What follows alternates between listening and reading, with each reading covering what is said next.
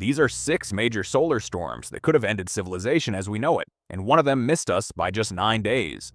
Right now, as I'm recording this in February 2026, there's a sunspot on the surface of our sun that's already unleashed 10 X-class flares in a single week. It's called AR4366, and it has the surface area of 6.5 Earths. To put that in perspective, most sunspots never produce even one X-flare in their entire existence. But here's what should really keep you awake at night. According to physicist Pete Riley, who analyzed 50 years of solar storm data, there's a 12% chance that a civilization-ending solar superstorm will hit Earth in the next 10 years.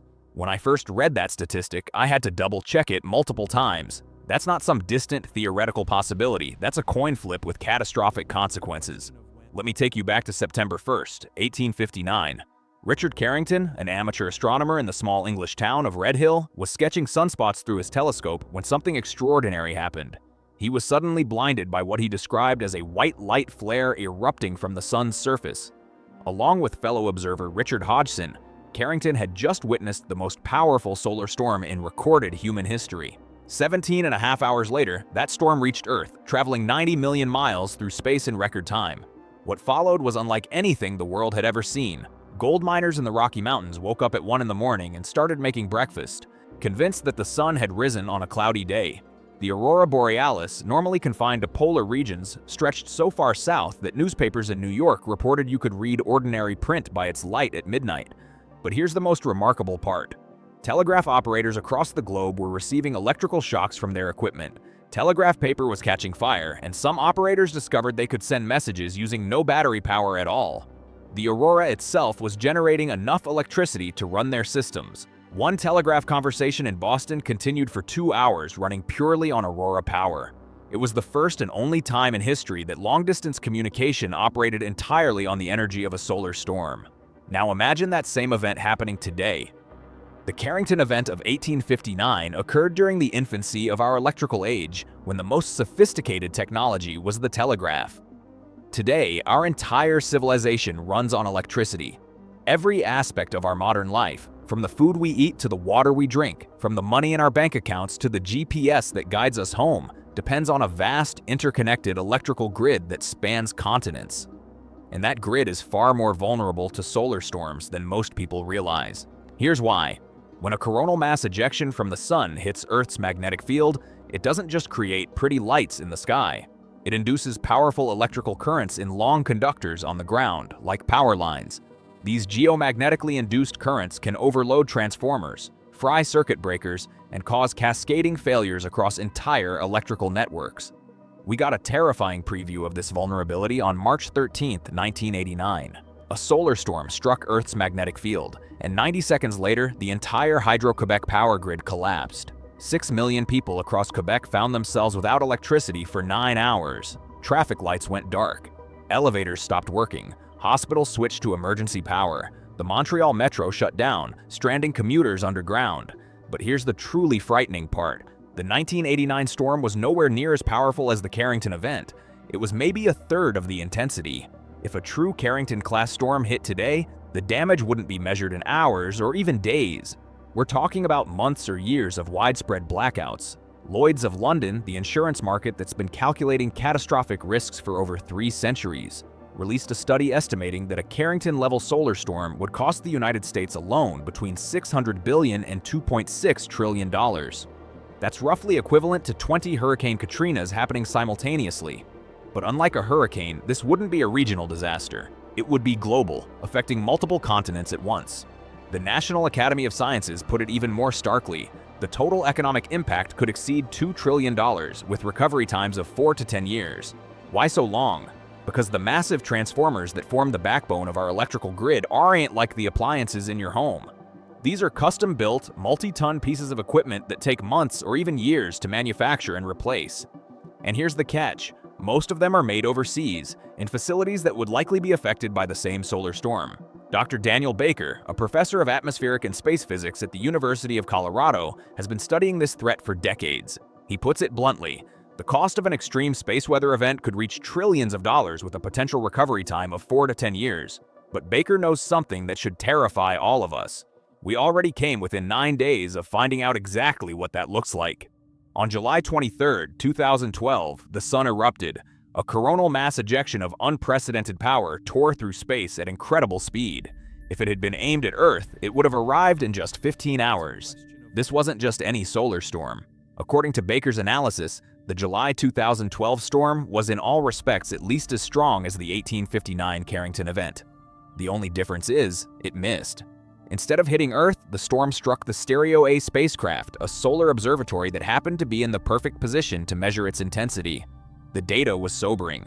This was a once-in-a-century storm, and we missed it by pure luck. Baker's assessment is chilling. If it had hit, we would still be picking up the pieces. Think about that for a moment. In July 2012, while most of us were going about our daily lives, completely unaware, a solar storm powerful enough to end modern civilization sailed past our planet, missing us by a cosmic hair's breadth. If Earth had been in a slightly different position in its orbit, just 9 days different, you might not be watching this video right now. But it gets worse. Recent research has uncovered evidence of even more powerful solar storms in our planet's past. By analyzing carbon-14 levels in ancient tree rings, scientists have discovered the signatures of what they call super Carringtons, solar storms 10 or even 20 times more powerful than the 1859 event. One occurred in 774 to 775 CE, another in 993 to 994 CE. If a storm of that magnitude hit today, the results would be apocalyptic. Dr. Ying D. Liu from China's State Key Laboratory of Space Weather warns that an extreme space weather storm is a low-probability, high-consequence event that poses severe threats to critical infrastructures of the modern society. But here's what makes this particularly frightening. We're not just talking about losing electricity. In our interconnected world, power grid failures cascade into everything else. Consider agriculture. Modern farming depends entirely on electrical systems, from the pumps that irrigate crops to the refrigeration that preserves food, from the trucks that transport produce to the payment systems that make commerce possible. A study on the agricultural impact of a major geomagnetic storm estimated that global crop yields could drop by 38 to 48%, with some regions like Central Europe seeing losses of up to 75%. We're talking about global famine on a scale not seen since the Middle Ages. The financial system would be equally devastated. Electronic banking, credit card networks, stock exchanges, all of it runs on electrical infrastructure. In a prolonged blackout, cash would become worthless as ATMs and point-of-sale systems fail. The complex supply chains that keep our supermarkets stocked would collapse within days. And here's the most sobering aspect of this threat. Our early warning systems are woefully inadequate. NASA's Advanced Composition Explorer, which serves as our primary early warning satellite for solar storms, can provide between 15 minutes and 1 hour of notice for an incoming coronal mass ejection. That's it. 15 minutes to an hour to prepare for an event that could end civilization, and ACE is already operating well beyond its planned lifespan. If a truly massive solar flare occurred, it would likely saturate the satellite's sensors, leaving us completely blind. What's being done about this threat? The answer is frustratingly little, considering the stakes. Since the 1989 Quebec blackout, the Canadian government has invested $1.2 billion in protecting the Hydro-Quebec grid, installing blocking capacitors and other protective equipment. It's proven effective. Quebec hasn't experienced a major blackout from solar activity since then. But most electrical grids around the world remain largely unprotected. The Foundation for Resilient Societies estimates it would cost between $10 and $30 billion to safeguard the entire U.S. electrical grid against solar storms and electromagnetic pulses. That sounds like a lot of money until you consider that it's less than what Americans spend on pizza in a single year. The average residential customer would pay less than 20 cents per year for this protection. Yet progress remains frustratingly slow. In November 2022, the Western Area Power Administration energized the first ever neutral blocking device in the United States at a substation in South Dakota. This technology has been available for decades, and we're just now installing our first commercial unit. Meanwhile, the sun isn't waiting for us to get our act together. We're currently in solar cycle 25, which peaked in October 2024 with a smooth sunspot number of 161. This cycle is running 31% more active than the previous cycle at the same point. And remember that sunspot I mentioned at the beginning, AR4366? As I'm recording this, it's still active and still producing powerful flares. During the period from late January to early February 2026, AR4366 produced 18 flares, including multiple X-class events. This is a beta-gamma-delta magnetic configuration, the most dangerous type of sunspot, with twisted magnetic fields that can unleash tremendous energy when they snap and reconnect.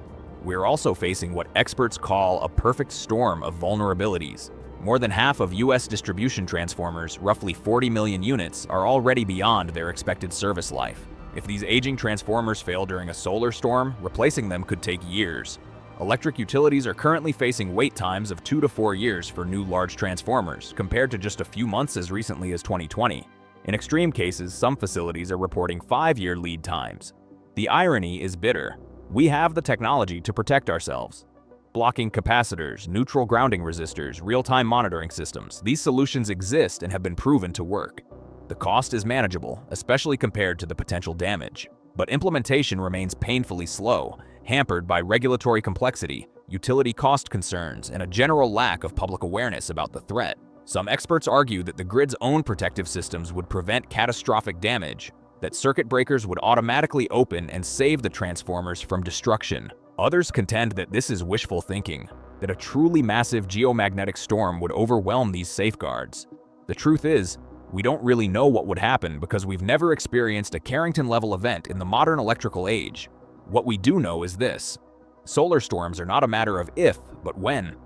Pete Riley's 12% probability for the next decade might sound low, but it's based on rigorous statistical analysis of historical solar activity. And remember, that's just for the next 10 years. Over longer timescales, a major solar storm is virtually certain. The sun operates on an 11-year cycle of activity, and we're currently near the peak of that cycle. Solar storms half as intense as the Carrington event occur roughly every 50 years. Full Carrington-level storms happen about every 500 years. But as we learned in 2012, probability is just statistics. The next one could happen tomorrow. As I finish writing this script, the sun continues to churn and boil 93 million miles away, its magnetic fields twisting and building energy. Somewhere on its surface, the next great solar storm may already be brewing. When it erupts, we'll have at best a few hours warning before it reaches Earth. The question isn't whether our technological civilization can survive a solar superstorm. With proper preparation and protection, it absolutely can. The question is whether we'll take action before it's too late, or whether we'll continue to ignore this threat until the lights go out for the last time. The choice is ours, but the sun won't wait forever for us to make it. If you enjoyed this and want to hear more about space, then hit that subscribe button. I'll see you all in the next one.